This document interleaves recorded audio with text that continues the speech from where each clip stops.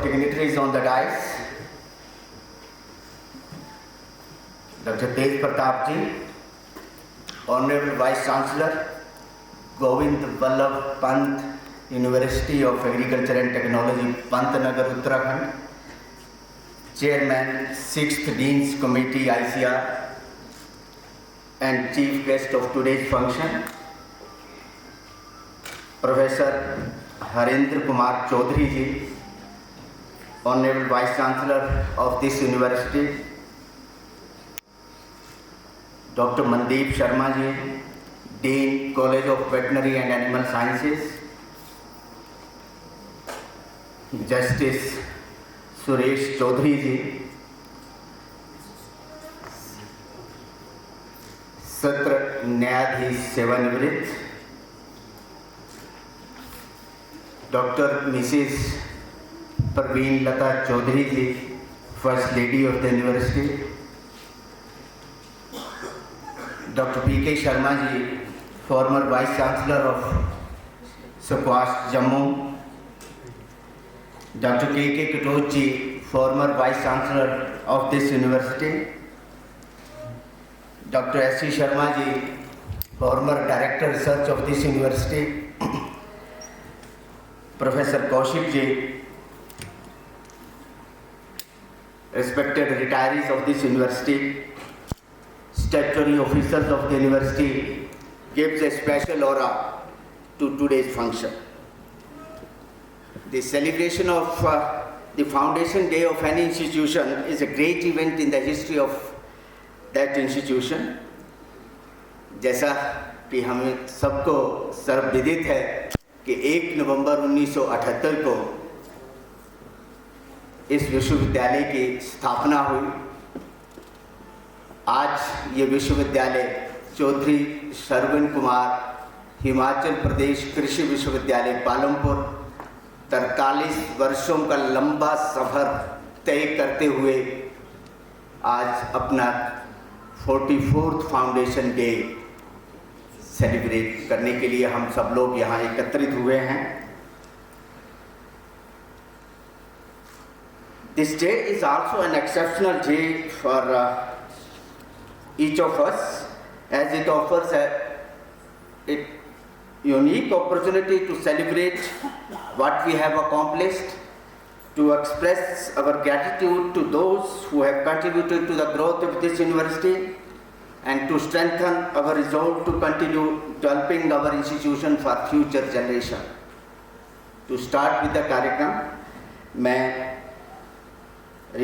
मेरा विनम्र निवेदन रहेगा आज के मुख्य अतिथि माननीय doctor Tej Pratap ji and other dignitaries on the dais to kindly light the holy lamp कि वे दीप प्रज्वलित कर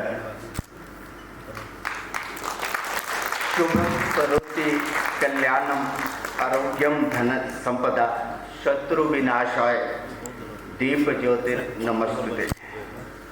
I fold my hands before the light that brings prosperity, auspiciousness, good health, abundance of wealth and destruction of enemies' intellect.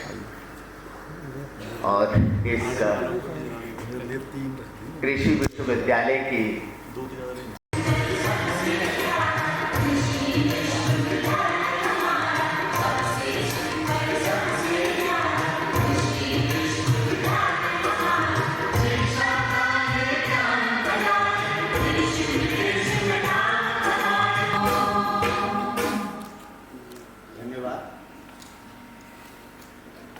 अब हम कार्यक्रम की शुरुआत करेंगे सरस्वती वंदना से। As you know, Saraswati is the goddess of learning, knowledge and wisdom. May I request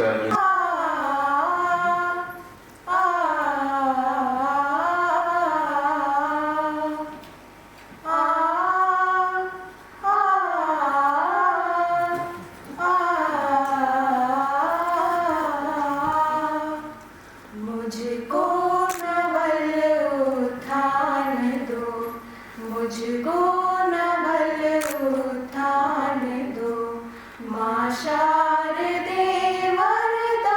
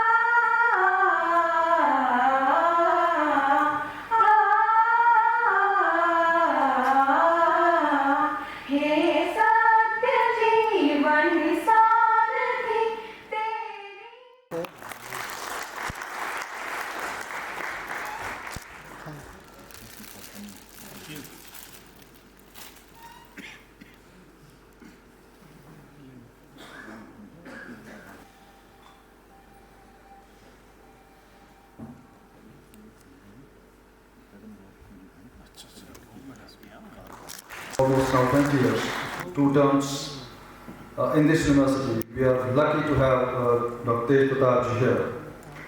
Dr. Tej Pratap needs no introduction. A widely travelled person as regards to his commitments to the agricultural education. And I normally sometimes call that we are lucky as Himachalis that we have a person who doesn't have, or we call it as a hill and mountain person who doesn't have boundaries, and serve as vice chancellors not here in HPKV but in Kashmir and now in Patnagar. As has been told that he has been heading the most prestigious agricultural universities committees, now of course the 16th committee. Earlier he also was the president of Indian Agricultural Universities Association. So Dr. Tej Pratap is a very, very decorated agricultural scientist. A very positive person. In fact, we know that what the definition of positivity is when we interact with Dr. Tej Pratap ji, smiling person. And he taught in our 2 terms earlier that how much important is, apart from the genotypic development of a university, the phenotypic development also. He started that, and of course which is being carried forward now by our own Vice Chancellor, Dr. Henry. Do a self-introspection annually. I think we can raise the level of all those mandates of our institution and of course ours.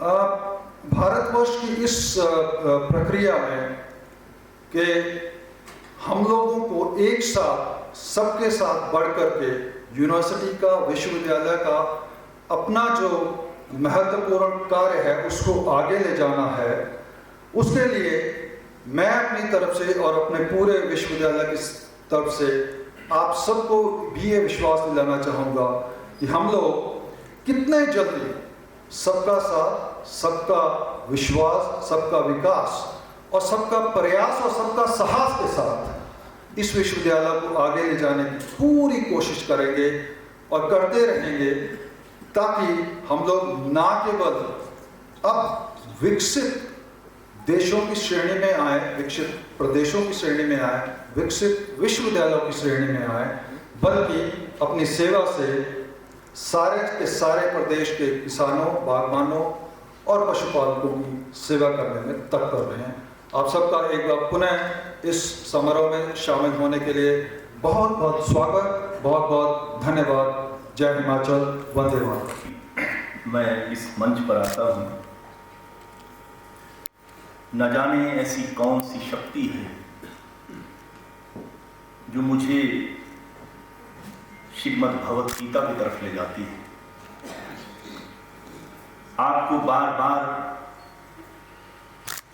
मेरा वो श्लोक जो है, जो भगवान के मुखारविंद से निकला है, वो सुनना पड़ता है, मगर मैंने उसको जीवन का केंद्र बिंदु समझ रखा है। मेरे लिए वो पाइवटल है, इसलिए उसको बार बार यहाँ से रिसाइट करना मैं अपना धर्म समझता हूँ। कर्मण्येवाधिकारस्ते मा फलेषु कदाचन मा कर्मफल हेतुर्भुर्मा संगोऽस्ति विकर्मणि। कर्म करो और फल की इच्छा ना करो, ये भगवान कहते हैं। बिना कर्म किए हमें कुछ फल प्राप्त हो, ये प्रभु ऐसी आसक्ति तो हमारी कदापि ना हो। इस पाइवटल को जीवन का एक सार समझकर मैं हमेशा अग्रसर हुआ हूं और होता रहूंगा। आज के हमारे मुख्य अतिथि 2 दशकों से कुलपति,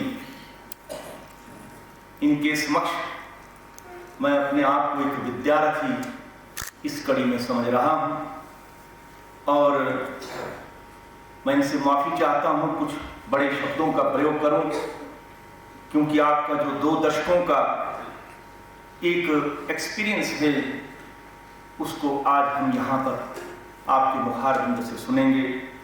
आपका यहाँ पर स्वागत है। हमारे बीच न्यायमूर्ति सुरेश चौधरी जी सत्र न्यायाधीश सेवानिवृत्त विद्यमान हैं। इनके पिताश्री के नाम पर विश्वविद्यालय का प्रीफिक्स है चौधरी श्रवण कुमार। ये हमारे लिए सौभाग्य की बात है कि ये हमारे बीच में मौजूद है। डॉक्टर मनदीप शर्मा जी, दूसरे सभी स्टैट्यूटरी ऑफिसर्स, हमारे बीच हमारे ही विश्वविद्यालय के कुलपति रहे डॉक्टर के कटोच जी, हमारे यहाँ के veteran professor, dean, PG dean रहे डॉक्टर पी.के. शर्मा जी जो स्क्वेस्ट जम्मू के कुलपति रहे, डॉक्टर एस.सी. शर्मा जी जो यहाँ डायरेक्टर रिसर्च भी रहे और डीन कॉलेज ऑफ एग्रीकल्चर भी रहे, doctor RP. Kaushik ji professor plan building और साइंटिस्ट इंचार्ज RWRC मलाम भी रहे। इनका भी मैं तहे दिल से स्वागत करता हूँ। आपके आने से हमें मार्गदर्शन मिलता है। हमारे सभी statutory officers, heads of departments, हमारे साइंटिस्ट, स्कॉलर्स, शिक्षक और गैर शिक्षक कर्मचारी, हमारे विद्यार्थी, हपोटा, वास्ता, NTEU के एग्जीक्यूटिव, दूसरे केंद्रों से आए वैज्ञानिक, RWRC मलां से डॉक्टर श्रीवास्तव और उनकी टीम, कांगड़ा से और कुछ KVKs के आए वैज्ञानिक, हमारे दूसरे सेवानिवृत्त वैज्ञानिक और विश्वविद्यालय में कार्यरत कंसल्टेंट्स, आप सभी का स्वागत। और आज सभी को मेरी ओर से और विश्वविद्यालय की ओर से इस 44वें स्थापना दिवस के अवसर पर बहुत बहुत बधाई।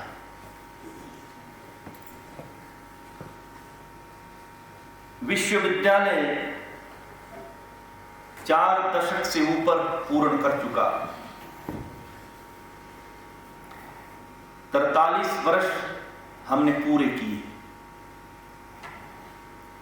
जब विश्वविद्यालय का निर्माण हुआ तब हमारी व्यवस्था क्या थी और आज हमारी व्यवस्था क्या है, ये सर्वविदित है। उस समय हमारा एग्रीकल्चरल प्रोडक्शन क्या था, प्रोडक्टिविटी क्या थी, हमारे लाइफ स्टॉक का प्रोडक्शन क्या था और उसकी स्थिति क्या थी, होम साइंस की स्थिति क्या थी और आज क्या है। ये इन 45 वर्षों का एक सफर इस विश्वविद्यालय ने बखूबी हिमाचल सरकार के साथ हमारे line departments, department of agriculture, department of animal husbandry, department of horticulture, department of rural development, department of fisheries, department of forest, इनके साथ कंधे से कंधा मिलाकर के आज हम इस पड़ाव पर पहुंचे हैं जहां से मैं समझता हूं कि हमें विश्व पटल नजर आ रहा है। 4 दशक एक अरसा है, एक लंबा सफर है। एक ही कष्ट हमें सताया जा रहा है कि 2012 जब वर्ष था उस वक्त हम 1900 शिक्षक और गैर शिक्षक कर्मचारी हुआ करते थे और आज हम 1084 हैं।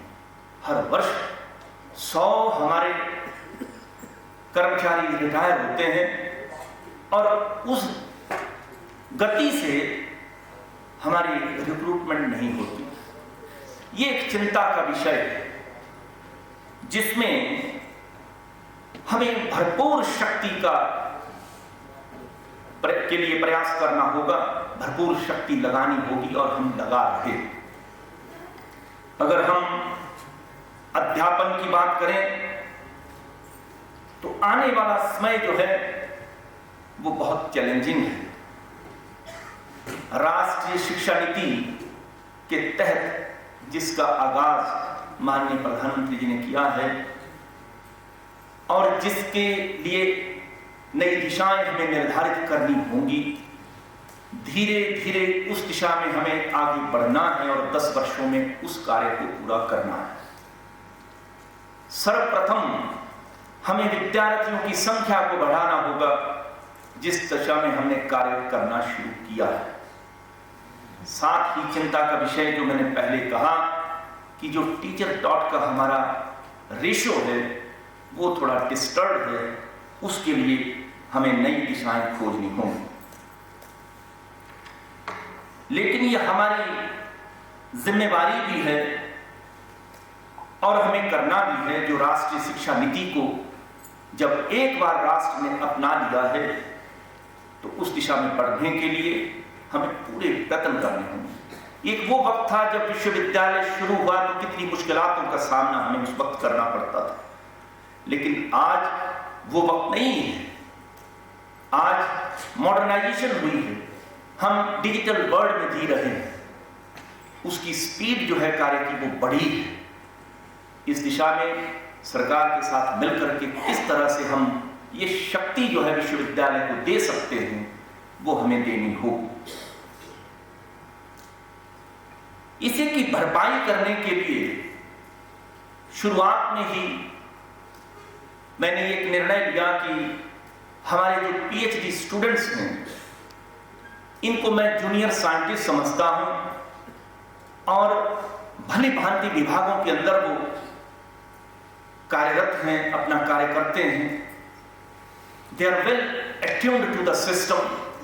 Daily they are going for some practicals, some exercises there in the fields, some experiments here and there. Because they are well attuned, then I have got it clear from Academic Council and Board of Management that let us take the assistance of these PhD scholars, our research associates, JRF, SRF in teaching programs. ये भी एक दिशा है। अगर हमारे अध्यापकों में की कमी है तो उस कमी को पूरा करने के लिए ये एक राह जिसका आगाज कई महीने पहले हमने एकेडमिक काउंसिल के माध्यम से किया कि इन विद्यार्थियों की इस शक्ति को यहाँ पर इसका दोहन करें और जो विद्यार्थी ये शक्ति हमें प्रदान करें उनको एक टीचिंग का एक्सपीरियंस सर्टिफिकेट उनको दिया जाए, जिसकी बहुत महत्ता, उसकी उनको जरूरत है। जिसको छात्रवृत्ति है उसको हम सिर्फ एक्सपीरियंस सर्टिफिकेट दें, जिसके पास छात्रवृत्ति नहीं है उसको हमने रेम्यूनरेशन रखा है और उसकी अप्रूवल हमने बोर्ड ऑफ मैनेजमेंट से ली। इन जूनियर साइंटिस्ट को, इन स्कॉलर्स को अगर हम इस शक्ति की तरफ लगाएंगे, इस राह की तरफ लगाएंगे, तो मैं समझता हूं कि हमारे नेट, एसआरएफ और दूसरे एग्जाम क्वालिफाई करने के लिए इन विद्यार्थियों को भी शक्ति प्रदान होगी। ये एक नई राह। इसके अलावा जिस तरह से कई मंचों पर चेयरमैन एनईपी 2020 हमारे सामने बैठे हैं, डॉक्टर तेज प्रताप जी, इनके मैंने कई ऐसे राष्ट्रीय स्तर के प्रोग्राम में शामिल रहा और वहां भी मैंने आवाज उठाई कि हम जब भी कृषि की बात करते हैं, पढ़ाई की बात करते हैं, तो किसी भी बच्चे से अगर हम पूछें तो आप क्या बनोगे, तो बच्चे के मुंह से निकलता है मैं डॉक्टर बनूंगा या फिर इंजीनियर बनूंगा। इन दो क्षेत्रों से बाहर बच्चे हमारे निकलते नहीं, खासकर पहाड़ के बच्चे यही बात करते हैं। जबकि पहाड़ों के बच्चे they are well attuned to agricultural system, they are working there in the fields, still they are not loving this agricultural sphere. What's the reason? Where lies the gap? हम में क्या कमी है? क्या ऐसी ताकत हम प्रदर्शित नहीं कर सके कि उन बच्चों को हम अपनी ओर अट्रैक्ट नहीं कर सके, आकर्षित नहीं कर सके। क्यों टॉपर्स जो है वो कृषि विश्वविद्यालय में शामिल नहीं होते? क्यों ये व्यवस्था बन चुकी है कि सबसे पहले हम जो है वो मेडिकल कॉलेज का सोचेंगे, फिर इंजीनियरिंग का सोचेंगे, तब जाकर के जो है कृषि विश्वविद्यालयों का। ये सिर्फ कृषि विश्वविद्यालय पालमपुर की नहीं, पूरे भारतवर्ष की व्यवस्था है। और 1 से 3% तक एंट्री जो है कृषि विश्वविद्यालयों में हो रही है। ये एक चिंता का विषय है। डाइवर्सिटी क्रिएट करने के लिए, सभी दिशाओं में जाने के लिए ये हमारी भी जिम्मेवारी है कि हम किस तरह से अपने अपने प्रदेश में ऐसी शक्ति पैदा करें, ऐसा आकर्षण पैदा करें कि उन बच्चों को भी हम अपने एग्रीकल्चर यूनिवर्सिटी की तरफ, हमारे 4 स्ट्रीम हैं, college of agriculture, veterinary, home science और बेसिक साइंस, उसकी तरफ आकर्षण हो, उसकी तरफ उनका खिंचाव हो और वो एक पैशन के साथ यहां पर आए हैं, एक फर्स्ट प्रायोरिटी के साथ यहां पर पहुंचे हैं। वो ताकत कैसे पैदा होगी, उसके लिए छोटा सा एक्सपेरिमेंट उसके लिए मैंने किया कि अपने जो पीएचडी स्कॉलर्स हैं इनको ही कहा कि जब भी घर जाते हो अपने गांव में, गांव की स्कूल में जाकर के वहां पर कृषि की व्यवस्था क्या है, कृषि क्या कर सकती है और इसमें अपना करियर किस तरह से बनाया जा सकता है और कहां तक हम इसमें जा सकते हैं, इसको वहां आप प्रदर्शित करें। और ऑनलाइन हेड ऑफ डिपार्टमेंट के साथ, डायरेक्टर के साथ, डीन के साथ या वाइस चांसलर के साथ आप मीटिंग करवाएं।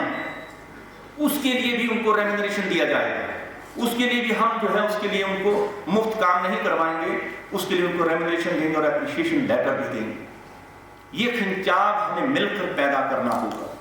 ये जिम्मेवारी हमारे statutory officers, heads of department, scientist की भी है और हमारे विद्यार्थियों की है।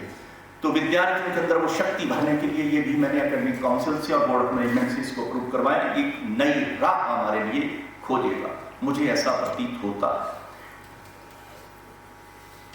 हमारे विश्वविद्यालय में 1966 से जब से कॉलेज ऑफ एग्रीकल्चर बना तब से एनसीसी यहां पर चल रही है और हमारे पास 100 सीटें थी, जिसमें पहले गर्ल्स उसमें नहीं जाती थी, लेकिन अब गर्ल्स भी उसमें जाना शुरू कर दिया है और आज हमारे पास 100 से हमने 200 सीटें की हैं और आप देख सकते हैं कि एनसीसी का ध्वज, उसका ध्वजारोहण हमने जो है वो एडमिनिस्ट्रेटिव ब्लॉक में किया है और एनसीसी की शक्ति को बढ़ाया है, जिससे विद्यार्थियों के लिए एक नई राहें खुलेंगी, गर्ल्स को भी एक रास्ता मिलेगा, गर्ल्स को भी इस क्षेत्र में आने का एक अवसर मिलेगा। और हमारी गर्ल्स किसी से कम नहीं, उन्होंने सी सर्टिफिकेट लेने में बहुत महारत हासिल की है और काफी ज्यादा संख्या में ये नंबर हमारा आया है। अब उनके लिए एक बहुत बढ़िया अवसर है। 54 इयर्स के बाद ये शक्ति 100 से 200 हुई है। हमारा नए इसके अलावा हमारी जो वेबसाइट यूनिवर्सिटी की रही है उसको कई वर्षों से एक ही ढर्रे पर वो चल रही थी, उसका मॉडर्नाइजेशन किया है, जिसका आगाज अभी हाल ही के कॉन्वोकेशन में माननीय कुलाधिपति जी ने किया। उसमें हमने किसानों के लिए एक पोर्टल बनाया है जो कि हिंदी में और इंग्लिश में दोनों में काम करेगा। डायरेक्ट किसान जो है वो हमसे सवाल पूछ सकता है और उसको कुछ चंद घंटों में ही उसका जवाब वहां पर उसके पास पहुंचेगा। आईसीटी सेल का हमने निर्माण किया। जब हम डिजिटल इंडिया की बात करते हैं तो वो शक्ति हमें क्रिएट करने के लिए एक अवसर था। आते ही हमने आईसीटी सेल बनाया और वो बखूबी काम कर रहा है। 1 ईमेल सिस्टम फॉर ऑल, सभी एम्प्लॉइज के लिए, सभी विद्यार्थियों के लिए एक ईमेल सिस्टम हो। उसके लिए माइक्रोसॉफ्ट ऑफिस, MS टीम्स, इसका इस्तेमाल हम कर रहे हैं। सभी विद्यार्थियों के लिए, सभी एम्प्लॉइज के लिए हमने वो ईमेल जो है वो लगभग दे दिया है। ई ऑफिस की ओर हम अग्रसर हो रहे हैं। किस तरह से हम अपनी स्पीड बढ़ा सकते हैं, किस तरह से अगर वाइस चांसलर जो है वो आउट ऑफ स्टेट भी है तब भी कार्य हो सकता है, तब भी फाइलें देखी जा सकती हैं। और दूसरे कंट्रोलर के ऑफिस में, रजिस्ट्रार के ऑफिस में, डीन्स के ऑफिस में, डायरेक्टर्स के ऑफिस में कभी भी कोई फाइल ना रुके और उसका पूरा ब्यौरा वहां पर हो। इसके लिए ई ऑफिस की शक्ति लेने के लिए सरकार के साथ हम बार बार जाकर के इसकी बात कर रहे हैं और बहुत जल्द हम इसको भी जो है कैंपस में लेकर आएंगे ताकि हम अपनी स्पीड और प्रिसीजन को बढ़ाएं। इसके अलावा हमारे यंग साइंटिस्ट जो नए नए साइंटिस्ट रिक्रूट होते हैं 5 वर्ष तक उनको विश्वविद्यालय एक शक्ति दे, उसके लिए young scientist vice chancellor's career award जो है उस दिशा में हम आगे बढ़ रहे हैं। उसका प्रोफार्मा तैयार लगभग हो चुका है और मैं समझता हूं कि ये भी एक नई दिशा होगी हमारे वैज्ञानिकों को आगे बढ़ने के लिए कि विश्वविद्यालय उसमें वो शक्ति भरेगा। इंटरनेशनल कोलैबोरेशंस किसी भी विश्वविद्यालय के लिए जब तक विश्व स्तर तक आप नहीं पहुंचते वो विश्वविद्यालय नहीं कहलाता। हमारे विद्यार्थी वहां हो, हमारे वैज्ञानिक बाहर हो और बाहर से विद्यार्थी यहां हो, ये प्रक्रिया एक विश्वविद्यालय में ना चलती हो तो विश्वविद्यालय कहलाने के योग्य नहीं। इस दिशा में कितनी शक्ति हम लगा सकते हैं, हर एक वैज्ञानिक से मैंने आगाज किया है कि आप इंटरनेशनल कोलैबोरेशन की ओर बढ़ें। जब तक अंतरराष्ट्रीय परियोजना आप लेकर नहीं आते विश्वविद्यालय का नाम बाहर नहीं जाता है। और ये नहीं कह सकते कि एक ही ढर्रे पर हम सभी कृषकों के लिए कार्य करेंगे। हमें निच एरिया बेस्ड रिसर्च को महत्व देना होगा और हम दे रहे हैं। हर वैज्ञानिक को एक आगाज एक नारे के थ्रू मैंने किया, एक वैज्ञानिक एक परियोजना, न्यूनतम 10 लाख रुपए से कम ना हो कोई योजना। और उसमें मुझे बहुत ये बताते हुए हर्ष हो रहा है कि हमारे सभी वैज्ञानिकों ने मिलकर 197 प्रोजेक्ट वर्थ ₹212 करोड़ अभी एक वर्ष में सबमिट किए, जिसके लिए आप सभी बधाई के पात्र हैं। हिमाचल सरकार ने अभी पिछले बजट में हम एक आवाज उठाकर लेकर गए कि विश्वविद्यालय कार्य कर रहा है, हमें सैलरी के लिए, पेंशन के लिए सरकार से शक्ति मिलती है, उसके लिए हम सरकार से बहुत आभारी हैं, तभी विश्वविद्यालय चल रहा है। अगर एक शक्ति इसके साथ और जोड़ी जाए कि यहां रिसर्च और एक्सटेंशन फंड क्रिएट किया जाए, एक अनुसंधान निधि यहां पर क्रिएट की जाए, तो मैं समझता हूं कि हम अपने in house long term projects, निच एरिया बेस्ड जो रिसर्च है उस पर हम फोकस कर सकते। ये इन 43 वर्षों का ही फल है। 43 years effort has taken the state towards कृषि कर्मण award 4 times in a row for food grain production among small states of the country। इससे पता लगता है कि कृषि विश्वविद्यालय की शक्ति का दोहन किस दिशा में हो रहा है। हमारे विश्वविद्यालय में कुलपति बनते ही मैंने ये देखने की कोशिश की कि ऐसी कौन सी दिशाएं हैं जहां पर हम आज तक पहुंच नहीं सके या जिसको हम राष्ट्रीय स्तर तक पहुंचा नहीं सके। हमारा नगरोटा में रिसर्च स्टेशन है, उसको जाकर के मैंने देखा तो 1936 से वो स्टेशन बना है। जिस वक्त government agriculture college Lyallpur Pakistan में हुआ करता था, उस समय से वो कॉलेज जो है वो ये हमारा स्टेशन जो है वो चल रहा है। और डॉक्टर सरदार सिंह जो उस वक्त के वैज्ञानिक थे, उन्होंने अपनी सूझबूझ से यहां पर वो केंद्र निर्धारित किया। कितने वर्ष बीत गए आप देख रहे हैं, 100 वर्ष होने को आ रहे हैं। और ये विरासत फार्म जहां पर एपिस सिराना जो हमारी भारतीय मधुमक्खी थी, उसकी जगह एपिस मेलिफेरा को लेकर आए और यहाँ कॉलोनीज बना करके सिर्फ हमारे भारतवर्ष को ही नहीं, नेपाल और भूटान को भी यहाँ से कॉलोनीज बांटी गई। इस दिशा में आगे बढ़ने का, और आते ही मैंने इसके लिए जीआई टास्क फोर्स का निर्माण किया, जिसमें अलग अलग ग्रुप ऑफ साइंटिस्ट को वो जिम्मेवारी सौंपी गई कि क्यों ना हम इन शक्तियों का दोहन करें, इसको protection of plant varieties and farmers rights authority के माध्यम से हम इसको रजिस्टर करवाएं, हम इसको national bureau of animal genetic resources में रजिस्टर करवाएं, उसके बाद जीआई के लिए एप्लीकेशन फाइल करें। उसके कई हमारे उदाहरण भी हैं। अभी अभी हाल में रेड राइस में मैं धन्यवाद दूंगा डॉक्टर आरपी कौशिक जी को और डॉक्टर श्रीवास्तव और उनकी टीम को, मलाम, जिन्होंने दिन रात मेहनत की और रेड राइस को राष्ट्रीय स्तर पर लेकर आए। कितना जबरदस्त उदाहरण है कि हमारे एक कपल यहाँ गगरेट से बिलोंग करता है और जब कोविड फैला और चंडीगढ़ में उनकी नौकरी चली गई, उन्होंने पहाड़ की तरफ रुख किया और यहाँ रेलू में, ये एग्जाम्पल है, वहां पर उन्होंने लीज पर लैंड ली और मैंने उनसे कम्युनिकेशन किया, डॉक्टर श्रीवास्तव जी ने कम्युनिकेशन करवाया और उन्होंने इनसे शक्ति लेकर के रेड राइस वहां पर लगाना शुरू किया। पहली बार जो हुआ सो हुआ।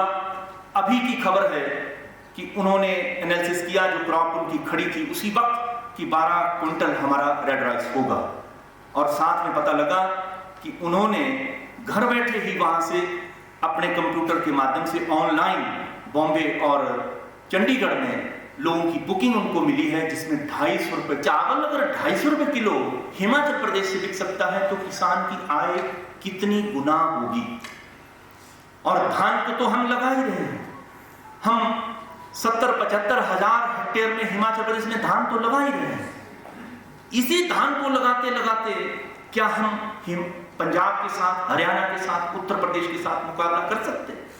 नहीं कर सकते। इसलिए हमें उस दिशा में जाना होगा जहां हमारी पहचान हो, रेड राइस, जो कि और कहीं नहीं हो सकता।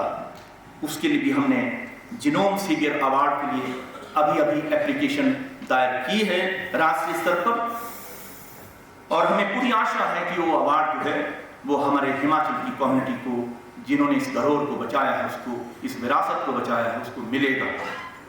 इसके अलावा इसका जीआई भी जो है वो फाइल किया जा चुका है। देश में भी बहुत है पशुधन जो सड़कों पर है, अबंडन, जो असहाय पशुधन है, जो बाहर सड़कों पर हमारी फसल को नुकसान पहुंचा रहा है, उसका किस तरह से हम एक रास्ता खोजें सरकार के साथ मिलकर के, कौन सी ऐसी राहें हम लेकर के आगे बढ़ें ताकि ऐसा ना हो। हम अपनी नीयत को भी ठीक करें कि एक पशु को दू करके और कई वर्षों तक घर में रखकर उसको फिर जो है बाहर छोड़ दिया जाता है, ये प्रक्रिया बंद करें। ऐसा कैसे हो सकता है? खासकर जो बैल हैं वो सड़कों पर ज्यादा घूमते हैं और कई बार तो सुरक्षा का भी एक जो है वो संकट जो है पैदा हो जाता है। उस दिशा में आगे बढ़ने के लिए लॉन्ग टर्म हमने एक जीनस एवियस कंपनी जो पूना में स्थित है उसके साथ सेक्स्ड सीमन के लिए एक समझौता किया कि क्यों ना हम स्पर्म सॉर्टिंग जब होती है तो हम फीमेल ही पैदा करें और उसमें 10% गलती हो सकती है, तो 90% जो है वो फीमेल ही होगी, 10% जो है वो मेल के चांसेस हैं और मेरे ख्याल में इससे ज्यादा बैलों की जरूरत भी नहीं।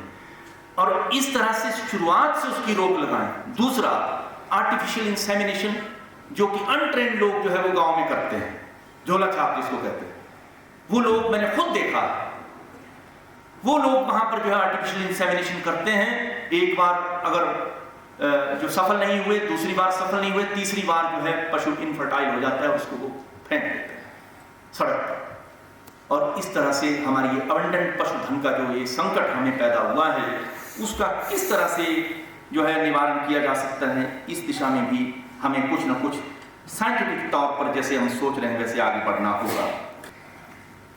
इसी दिशा में हमने पिछले एक वर्ष में 19 मेमोरेंडम ऑफ अंडरस्टैंडिंग साइन की, MOUs 19 हमने साइन किए, जिसमें सतलुज जल विद्युत निगम सबसे महत्वपूर्ण है, जिसमें 80 लाख रुपए की प्रशिक्षण का हमें धन मिला।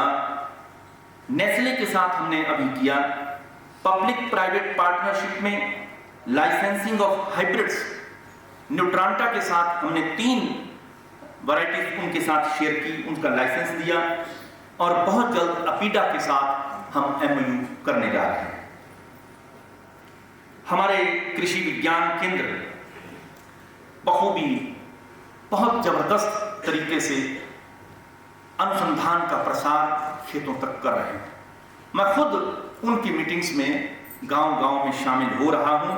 मैंने एक निर्णय लिया था कि जो भी कृषि विज्ञान केंद्र का कार्य हो वो किसान के खेत में ही हो और धरातल पर बैठकर हो, कुर्सी टेबल का त्याग हो, ताकि किसान हमारे नजदीक आ सके और अपने हृदय को, हम उसके हृदय को टटोल सकें कि ये क्या चाहता है और विचार वटांदरा हमारे साथ कर सके। इस दिशा में हमने 8 कार्यक्रम पिछली बार किए और किसानों के साथ रूबरू हुए।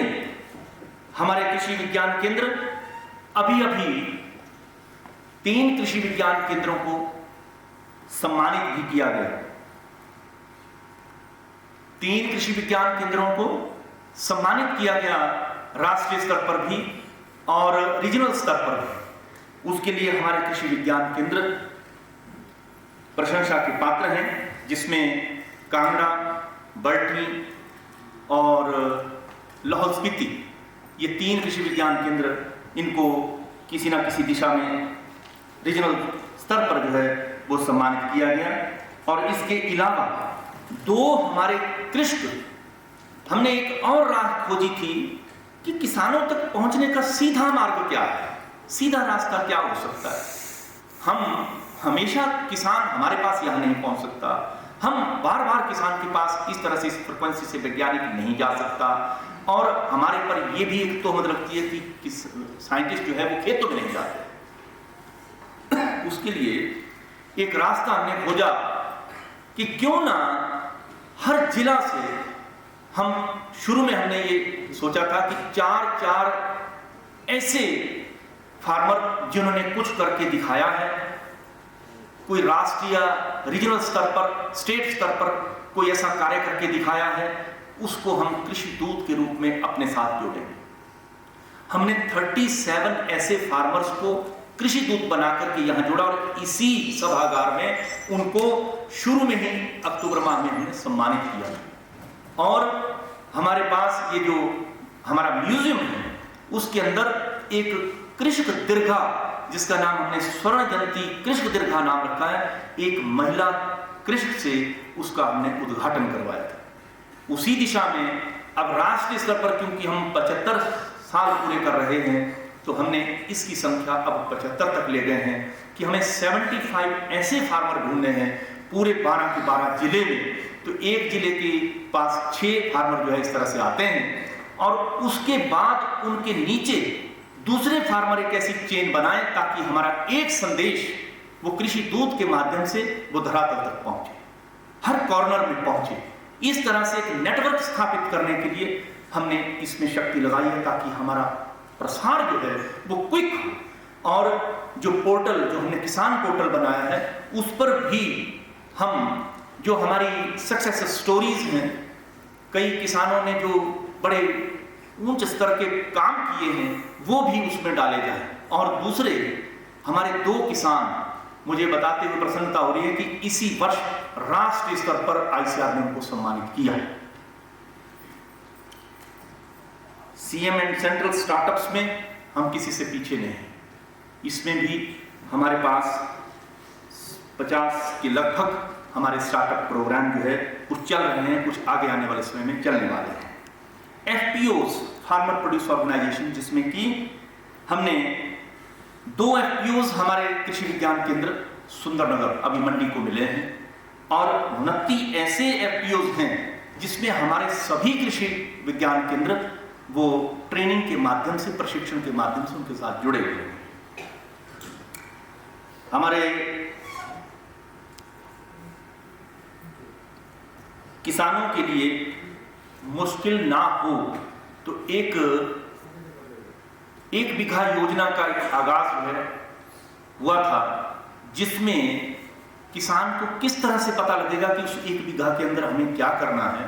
हर एक कृषि विज्ञान केंद्र ने अपना अपना एक कैलेंडर बनाया है, जिसमें हर 15 दिन के बाद हमें क्या करना होगा वो उसमें निर्धारित है। वो कैलेंडर अपने घर में उसके लगा होगा तो उसको किसी से पूछने की जरूरत नहीं पड़ेगी कि हमें अब अगले 15 दिन में कौन सी कार्रवाई करनी है। एक मुझे चिट आई, हम सर्वप्रथम हैं राष्ट्रीय स्तर पर, किसके लिए? डिजिलॉकर के माध्यम से NAD का सहारा लेकर के हमने डिग्रियों को डिजिलॉकर पर डालने के लिए इसका आगाज भी हमारे 16वें दीक्षांत समारोह में किया गया था और अब बच्चों को डिग्रियां उस पर मिलेगी और हम प्रथम हैं सभी एग्रीकल्चरल यूनिवर्सिटीज में। हमारे पेंशनर्स, उनके लिए कोई अभी तक मुश्किल मेरे सामने ऐसी नहीं आई कि उनको कोई जो उनके बेनिफिट्स हैं वो नहीं मिल रहे। मेडिकल के लिए हम अपडेट कर रहे हैं और बिल्कुल करंट मंथ तक हम उसके लिए जो पेमेंट्स हैं वो करने जा रहे हैं। इसके अलावा एक सबसे बड़ा संकट हमारे लिए CS का है, जो हमारे वैज्ञानिक, हमारे युवा वैज्ञानिक जो 18 20 21 साल लगा करके 2018 में रेगुलराइजेशन हुआ, उस दिशा में भी पूरी शक्ति लगाकर मैं आगे बढ़ रहा हूं कि कितनी जल्दी उनके CS में प्रमोशन उनको देने के लिए हम रास्ता खोजें और जल्दी से जल्दी उनका उनकी जो शक्ति है उसको बनाया जा सके। कई लोग तो ऐसे हैं जो कि प्रोफेसर तक पहुंचने के लिए सक्षम हो चुके हैं, लेकिन इस दिशा में हम आगे नहीं बढ़ सके। इसमें कई ऐसे संकट आते रहे, लेकिन हम उसका निवारण बहुत जल्द करेंगे।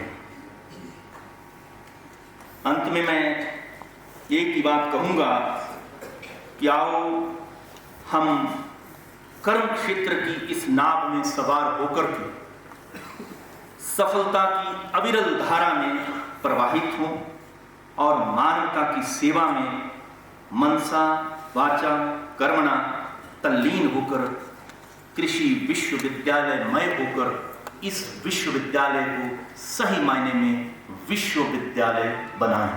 बहुत बहुत धन्यवाद और बहुत बहुत And this is not only in this one. Rain-fed mixed farming is under pressure, that you know. जितने भी rain-fed areas हैं, that's under pressure because cash crops वहाँ हो नहीं पा रही. Either we have to think of protected cultivation that will be promoted. Water will remain a problem in hills, पर वो यही है कि you have to encourage farmers to adopt your technologies that you have developed. Assured irrigation, protected cultivation इस generation के लिए solution पूरे हिमालयस में है रेनफेड से। जहाँ नहीं हो सकता तब उनका तो हो गया पूरा का पूरा। एक बड़ा ज़बरदस्त ट्रेंड हिमालयस में चला है अच्छी ज़मीन बेचने का, जहाँ भी है वैलीज हैं। So farm land being sold for non agriculture purposes, it's very large. North east में एक बड़ा अच्छा ट्रेंड चला है, declining dependence on shifting cultivation, that is there. Here I would give some warning signals that you will see in coming years. It will be a great loss when the diversity of agricultural systems in the Himalayas is monopolized into a monothing, same mixed farming. क्यों? Nomadic systems are actually, the signals are that it will die down. Food valleys जो हमारे food वजह Kashmir valley है या बल valley है या ये वैली है, the trends are that these valleys will be converted into infrastructure structures and everything. मेरे को बड़ी हैरानी हुई कश्मीर में, उनके पास बहुत लैंड है स्लोप्स में, लेकिन वो घर धान के खेत में बनाते हैं। So I took the agriculture minister around in Kashmir valley, वो काफ़ी मेरे को ज़बरदस्ती गाड़ी में डाल के घुमाते थे। मैंने कहा मंत्री जी आप कश्मीरियों को क्या बीमारी है, खेत में क्यों घर बनाते हैं, ये टीले आपकी तरह अच्छे हैं ऊपर को। तो बड़े हंसे, कहता ये तो सोच की कमी है, ये बात तो आपने सही कहा। मैंने हिमाचलियों से यही सीख लेते इस स्लोप में कैसे रहते हैं, तो वो ऐसे सोचते रहने यार ये 5 स्टोरी बिल्डिंग नाले में कैसे बन सकती है। There is a lack of that coming in the hills, जहाँ जो पहले अच्छी लैंड होगी उसको खराब करेंगे, उसका बढ़ जाएंगे। And we are fast losing the best. पूरे हिमालयस में 7% क्रॉपलैंड है, बाकी की लैंड दूसरी है। वो 7% में भी अब वो नीचे आ रहा है। और हमारी पॉपुलेशन जब हम आज़ाद हुए तो फ्यू लाख थे, अब जैसे मैंने कहा कि 4.5 करोड़ है, 75% इंक्रीज की है। लेकिन हमारी जो एस्पायरेशन, जब इकोनॉमिक वो डिमांड्स और डाली, 500% increase in our economic aspirations, some 5-10% the population or the 100, it's not around 50%. If that happens, then you calculate the carrying capacity of the Himalayas. Actually Himalayas में कितने लोग रह सकते हैं? तब 4 करोड़ नहीं, ये 1 करोड़ लोगों का घर होना चाहिए, 4 करोड़ 5 करोड़ का नहीं. If that is the case, then government should have very different policies कि सारे लोग खेती के way of life, किसान ही रहें. I think I'm not very sure, but I'm throwing that these are issues that your agriculture economics people will need to invest in economic research much more to bring out realities. Tell the other scientists, look, because whatever they do that directs your research in right side. I found this was a gap and it is a contradiction, a conflict. Let me skip a lot of things that are there. कभी-कभी पहाड़ों में अगर you are very fortunate you are born in Himachal Pradesh and let me tell you going globally ये पहाड़ियों के लिए हिमाचलियों के लिए एक प्राइड की बात है. पूरे दुनिया में साउथ अमेरिका में एंडीज है या यूएस है या यूरोप के माउंटेन्स हैं या साउथ एशिया के कोई भी माउंटेन्स है, चाइनीज माउंटेन्स हैं, ऐसा कोई मॉडल नहीं है जो हिमाचल जैसा हो. हिमाचल में क्या डिफरेंट है? It's the only area state where the prosperity moves from below to upwards. बेचारे ऊना वाले इतने अमीर नहीं हैं, हमीरपुर वाले भी पतले हैं, खेती नहीं अच्छी करते. जैसे जैसे आप ऊपर जाते हैं फिर वो सब्जी वाले आएंगे, फिर सेब वाले आएंगे. सबसे रिच कौन है? लाहौल वाले, किन्नौर वाले, स्पीति वाले. This model of high prosperity going up into the highlands you will not find in the world. Himachal is the only model. And this was coupled with the socio-economic change that thanks to government of Himachal Pradesh who envisioned how to support change in. There was a social change. Policies में अभी भी जो government की schemes हैं वो इस ढंग का model. When I tell to the world mountain research and development में मैंने स्पेशली एक बार एक पेपर लिखा था. तो in fact then that was a good recognition. कहते तभी तो हर किसी से लड़ता रहता है. मैं ही बोलता माउंटेन्स भी अच्छे होते हैं नहीं, जैसे जैसे everywhere it is a very different scenario. Now देखिए गवर्नमेंट अगर अच्छी हो या बुरी हो तो क्या होता है. एक साइड से हिमाचल प्रदेश है, वी हैव दिस मॉडल. आप अक्रॉस उत्तराखंड आइए फिर आपको पता चलेगा एक्चुअली हिमाचल प्रदेश कितना अच्छा है. In Uttarakhand the most disappointing thing is the people from mountains are migrating. They are migrating और वहाँ पर ऐसे नहीं पता चलता. जब आप ऐसे फ्री होकर घूमने जाएं और देखें you feel so disappointed or horrified कि आपको खाली there are 3,000 ghost villages across 3-4 districts. Pauri आपका अल्मोड़ा कटोच आप तो रहे हैं उधर है ना. When you see these villages अच्छे वाले गांव हैं. मेरे को तो उसमें ऐसा कुछ नहीं नजर आया. मेरे गांव से तो ज़्यादा अच्छे थे, पानी भी था, खेत भी थे. तो जब उनसे रीज़न पूछो तो रीज़न बड़े अच्छे देते हैं. किसी को बच्चा पढ़ाना था क्योंकि फौजी भाई हैं तो नीचे मैंने घर मकान ले लिया. माँ बाप पीछे बैठे हैं, वो ऐसे बैठे हैं. क्यों? बेटा तो गया, मैंने ऑर्डर मनी आना शुरू हुआ. Now the situation has reached such a stage. I learn from there. पहले मैं ये सोचता था हमारे लोग हिमाचल में लड़ते क्यों गाँव में. आपको भी पता होगा लोग लड़ाई का, आपने भी केस किए होंगे अपने पड़ोसी के ऊपर. उत्तराखंड में ऐसा नहीं होता. हिमाचली लड़ते हैं तो वो ठीक लड़ते हैं. I thought that was a bad example, but let me tell you it's a good example. अगर आप अपने पड़ोसी पे केस करते हैं, जैसा आपके पास जितने ज़्यादा केस होता है आपको खुश होना चाहिए कि मेरा स्टेट बहुत अच्छा है. ये नहीं बोल रहा कि वो बुरे हैं. वो स्टेट जहाँ लड़ते नहीं हैं, मैंने वहीं से सीखा है. When you have a dynamic ecosystem then there is fight for resources. This is indication of dynamic. Everybody wants to. मतलब मेरे को भी जीना है इस 2 फुट में, तो मैंने एक सेब का पेड़ लगाना है या इतने टमाटर उगाने हैं या ये होगा. This is dynamism. Land scarcity है लेकिन वैल्यू हाई हो रही है, so you feel like that. ये उत्तराखंड में समझ आएगा. पहले 10% लोग जो गए, अगले 20% उनको देख के गए. जब 30% लोग गांव से निकलते हैं उसके बाद एक अजीब सा इकोलॉजिकल प्रोसेस शुरू होता है लोगों का पलायन का कि यू कांट अंडरस्टैंड. अगर 30% निकले इट्स वेरी स्ट्रेंज कि खेतों में जाने वाले कम हो जाते हैं, लेडीज नहीं बचती. वाइल्ड एनिमल्स ज़्यादा हो जाएंगे. उस गांव में काम करने पर जो सोसाइटी को प्रोटेक्शन मिलती है. आपको जंगल में जाना है, उन्होंने कहा जंगल के अंदर नहीं जाते कि जी लेडीज कम होगी, जंगल में जंगली जानवर होगा, पहले इकट्ठे हो जाते. This are very interesting dynamics. और फिर बंदर धीरे धीरे बढ़ गए, बंदर ने स्क्वीज किया. आज के दिन में गांव में 50% जहाँ लोग हैं वो ऐसे बैठे हैं घरों में. and it scares you when you are living in that. I lived, I saw, and I experienced. I felt so bad कि लोग आराम से बैठे, क्या है, बस ये ऐसे बैठे, खेत क्यों नहीं बीज रहे? कब खेत बीज के क्या करना? एनिमल्स में वाइल्ड एनिमल इतने हो गए कि वो भालू अब 5 बजे गांव में ही आ जाता है, खेत तो खाली हो गए, इसलिए हम कुंडा लगा के अंदर बैठ जाते हैं। वाइल्ड एनिमल्स इतने हो गए कि गांव वाले कम रह गए, वाइल्ड एनिमल बढ़ते गए। और एक फौजी की कहानी है, उस गांव में फौजी था, तो उसने आया, मैं करूँगा, उसने सड़क छोटी निकलवाई, घर पूरा अच्छा बनाया, 2 साल पहले वो भागा। उसके बच्चे बाप थे, उठा के ले गए, बाप को बोले मर जाएगा। भालू ने डेरा लगा दी क्योंकि उसने मधुमक्खियां पाली थी और भालू जी को शहद खाने का शौक चढ़ गया। जब वो निकला ही नहीं घर से तो उन्होंने बोले भाई आप दिखाई नहीं दिए, ऊपर नहीं आए दुकान में। कहता आना कहाँ से हो? बाहर बड़ा भाई डेरा लगा के बैठा है, मैं बाहर ही नहीं आ सकता। फिर हमने उनके बच्चों को फोन किया, तो रहना भी आप चाहेंगे तो भी नहीं रह सकते। And Uttarakhand is a sad story of the kind of systems that are killing, dying. The dying systems mountains में we are fortunate, Himachal is good, but what Himachal needs is a clear-cut change in strategic thinking towards what should be the next stage. I think Himachal is capable of leading the mountain areas in development, but it needs a very critical thinking, a strategic change that I see lacking. I am very sorry, university वाले तो मदद कर रहे हैं। आपसे मैं इसलिए कह रहा हूँ कि it is the people like scientists who can think and bring the change. Policy makers तो उसके बाद करते हैं।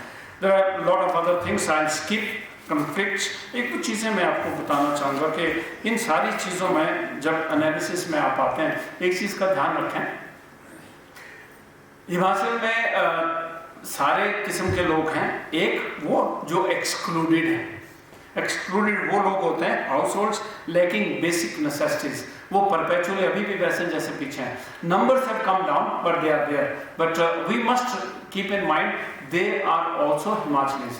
यूनिवर्सिटी के लिए ये एक चैलेंज है कि you have to search, identify such areas, such families. वो कुछ गाँव डोडरा कबार का जैसे एक बारी हमने भेजे थे, हैं ऐसे पर बहुत ज़्यादा नहीं है। You have a moral obligation to work for them also. Try to find their niche, do research, give them back. They also need to be brought back into the mainstream. There are deprived ones. These are marginal farmers with perpetual food and income security.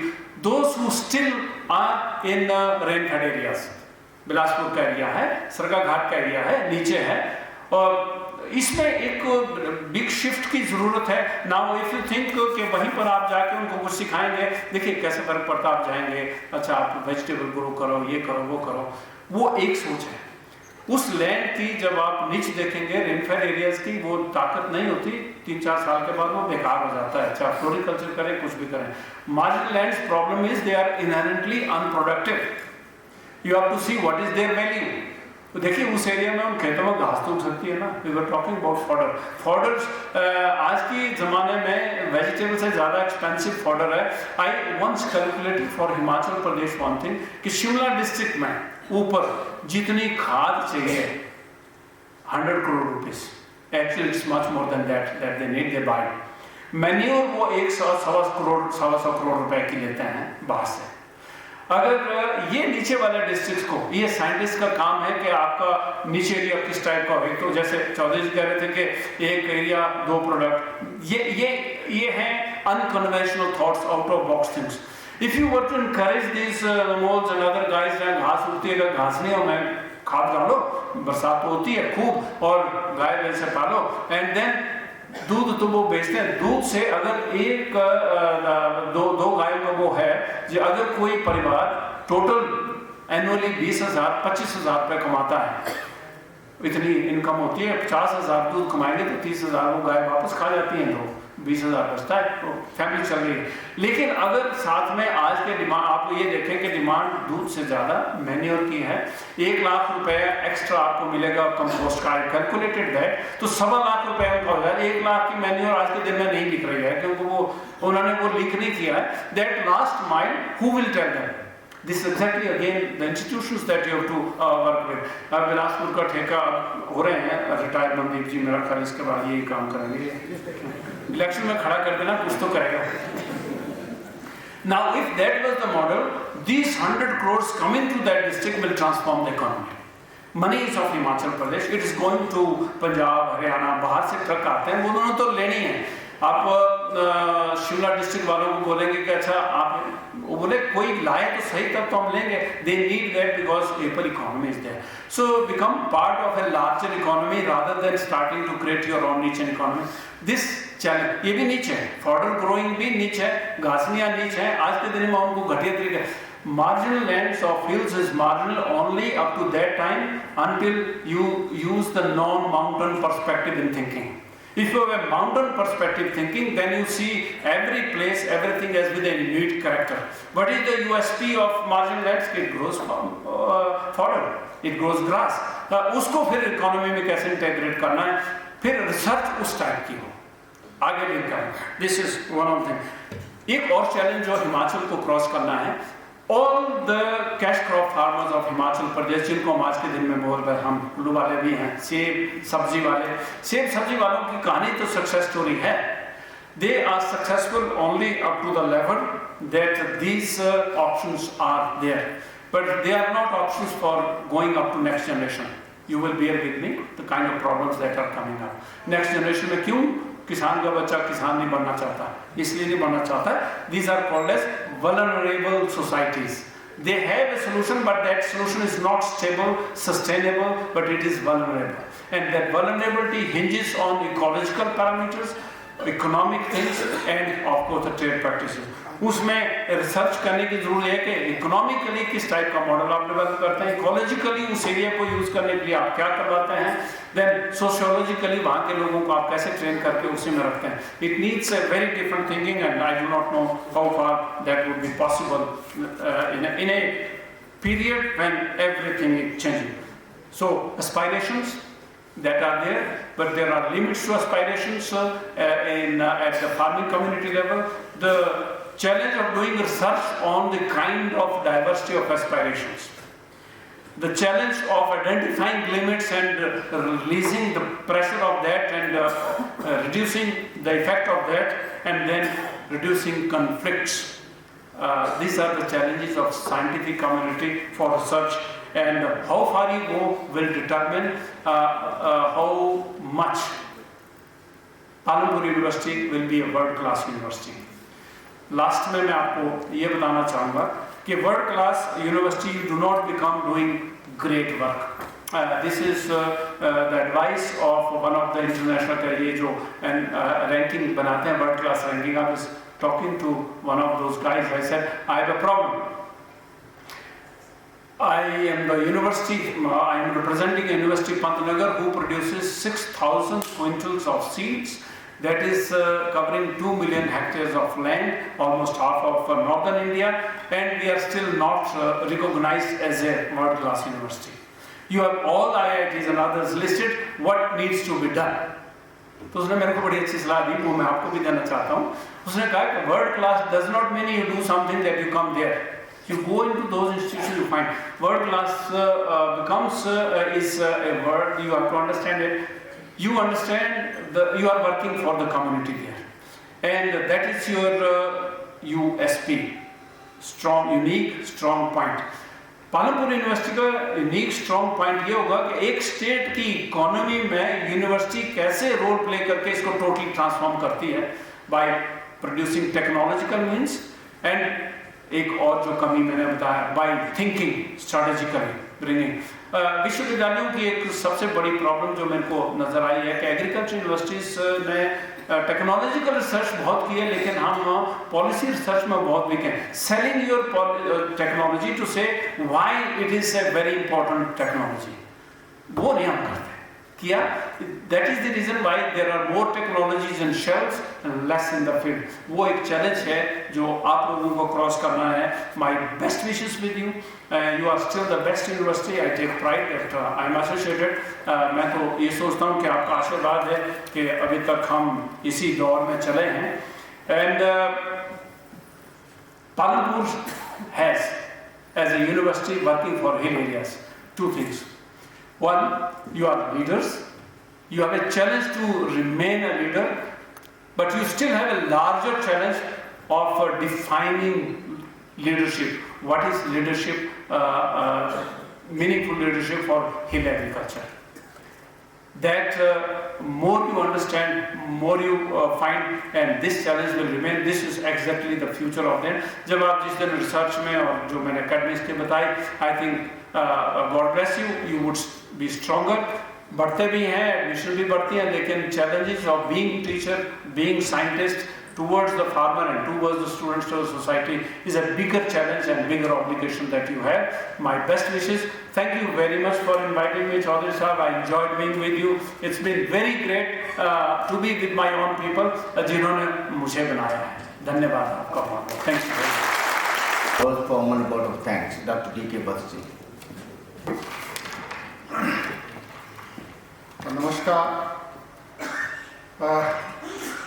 We have listened many things today on the occasion of this Foundation Day, that is 44th Foundation Day, and even we are also celebrating 75th, that is Amrit Mahotsav, that is India's independence, as well as we are also celebrating 50th Golden Jubilee of this state. With this, I would like to say that this is a very profound privilege to give vote of thanks. Today's chief guest of the day, Dr. Tej Pratap, Vice Chancellor G.V. Pant University of Agriculture and Technology, Pantnagar, Professor H.K. Chaudhary, our Honorable Vice Chancellor CSK HPKV, Palampur, and here number of dignitaries sitting in this hall, former Vice Chancellor Dr. K.K. Katoj, Dr. P.K. Sharma, Director Research, former Dr. Satish Sharma ji, then Dr. Kaushik, Madam Vice Chancellor, as well as Justice Suresh Chaudhary ji is available, and our faculty members, students, and non-teaching members. This is really a great day today. We are celebrating this day for our university, and we have to do. And today we have been given many innovative ideas by our chief guest, Dr. Tej Pratap. He has already served this university and he has given many things to our university. The first of all, our heartfelt and warm thanks to chief guest of the day, Dr. Tej Pratap ji, Vice Chancellor, G.V. Pant University of Agriculture and Technology. Sir, you have given many thoughts to our scientists, and we would like to do, and that is the need of our also. He is the chairman of 6th Dean's Committee ICR, who in spite of his very busy schedule agreed to be with us on this morning to celebrate 44th Foundation Day of the University. We have been fortunate to have him as Vice Chancellor of the University 2 times. And sir, your benign presence and words of wisdom are a source of inspiration for all of us. Thank you, sir, for your gracious presence on this occasion. This 44th day is being celebrated under the vibrant leadership of our Honorable Vice Chancellor, our dynamic Vice Chancellor and dedicated Vice Chancellor, Professor H.K. Chaudhary ji. Sir, words fail me to thank you for your all-time guidance, motivation for organization of this day. Thank you, sir, for this important day. I would also like to thank Madam Vice Chancellor Chaudhary ji. Then our sincere thanks to all statutory officers sitting in this hall and our former Vice Chancellors of this university as well as other university as well as former Director Research. I would like to thank all sitting in this hall for this special occasion. I would also like to thank our special guest today, Justice Suresh Chaudhary ji, on this occasion. I shall be failing in my duty if I don't thank state officers who is having a very dynamic leadership for this organizing this program, and he has provided all the facilities to make this program a grand success. Thanks to all.